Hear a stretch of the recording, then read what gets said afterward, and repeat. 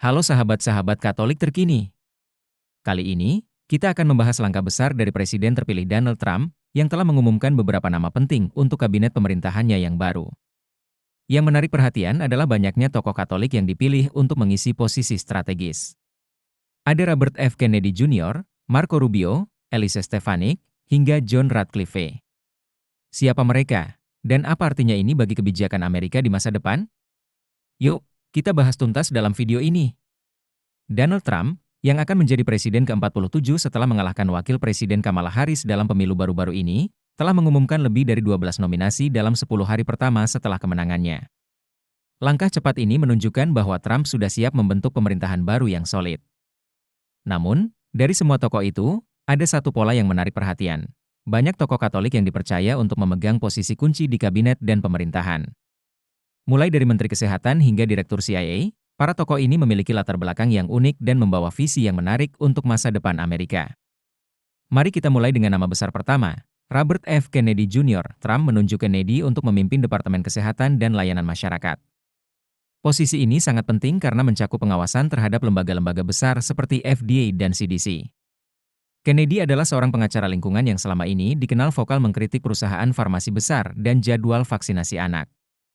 Dalam pengumumannya, Trump mengatakan bahwa sudah waktunya pemerintah Amerika melawan penipuan di sektor kesehatan. Kennedy sendiri berkomitmen untuk mendorong penelitian lebih lanjut tentang efek samping vaksin dan membebaskan lembaga kesehatan dari pengaruh korporasi besar.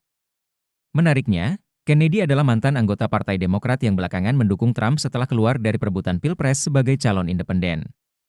Ia juga menghubungkan keyakinan Katoliknya dengan pemulihannya dari kecanduan di masa muda. Namun, posisinya sering kontroversial karena mendukung aborsi legal yang berseberangan dengan ajaran Gereja Katolik. Nama besar lainnya adalah Marco Rubio, senator 3 periode dari Florida. Rubio dikenal sebagai politisi yang vokal dan berpengalaman dalam kebijakan luar negeri. Trump memilihnya untuk menjabat sebagai Menteri Luar Negeri, posisi yang sangat strategis dalam menentukan hubungan Amerika dengan dunia internasional. Rubio memiliki latar belakang yang menarik. Ia adalah anak dari imigran Kuba dan dibesarkan dalam keluarga Katolik. Meskipun sempat menghadiri gereja Mormon pada masa kecil, ia kembali ke Katolik, meskipun kadang masih menghadiri gereja Baptis bersama istrinya. Sebagai Menteri Luar Negeri, Rubio berjanji akan menerapkan kebijakan luar negeri yang kuat, sesuai dengan slogan Trump, PH True Strength atau perdamaian melalui kekuatan. Namun, ada pertanyaan besar. Apakah Rubio, yang mendukung kebijakan luar negeri agresif, akan selaras dengan visi Trump yang cenderung skeptis terhadap perang asing? Kita tunggu bagaimana hal ini akan berkembang. Lalu ada Elise Stefanik, anggota DPR yang kini ditunjuk Trump sebagai Duta Besar Amerika Serikat untuk Perserikatan Bangsa-Bangsa. Posisi ini akan menjadikan Stefanik sebagai wajah Amerika di forum internasional. Stefanik dikenal sebagai pendukung setia Trump sejak awal karir politiknya. Ia juga menjadi pelopor dalam melawan antisemitisme di kampus-kampus Amerika. Dengan latar belakang Katoliknya, Stefanik berkomitmen untuk memperjuangkan posisi Amerika di PBB sekaligus menjaga kepentingan nasional. Namun, Stefanik juga merupakan sosok yang kontroversial. Ia mendukung pernikahan sesama jenis yang bertentangan dengan ajaran Gereja Katolik, meskipun ia dikenal vokal menentang aborsi. Selanjutnya, Trump menunjuk John Ratcliffe untuk memimpin CIA. Ratcliffe bukan nama baru di pemerintahan Trump. Ia pernah menjabat sebagai Direktur Intelijen Nasional di periode pertama Trump. Sebagai seorang Katolik, Ratcliffe dikenal tegas dan tidak ragu mengungkapkan kebenaran, termasuk dalam isu-isu sensitif seperti kolusi Rusia dan skandal laptop Hunter Biden.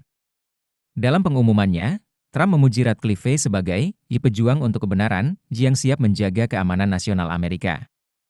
Terakhir, ada Tom Homan yang ditunjuk sebagai czar perbatasan. Posisi ini tidak memerlukan konfirmasi Senat, tetapi tetap memegang tanggung jawab besar dalam isu imigrasi. Sebagai mantan Direktur Imigrasi dan Penegakan Bea Cukai, Homan dipilih karena pengalamannya dan pandangannya yang sejalan dengan kebijakan imigrasi Trump. Nah, itu dia beberapa nama besar yang diumumkan oleh Trump untuk kabinet dan pemerintahannya yang baru. Dengan banyaknya tokoh Katolik di posisi kunci, jelas bahwa Trump sedang membangun tim yang kuat dan penuh warna. Namun, apakah mereka mampu menjalankan visi Trump dan membawa Amerika ke arah yang lebih baik? Berikan pendapat kalian di kolom komentar. Jangan lupa like, share, dan subscribe untuk konten menarik lainnya. Sampai jumpa di video berikutnya.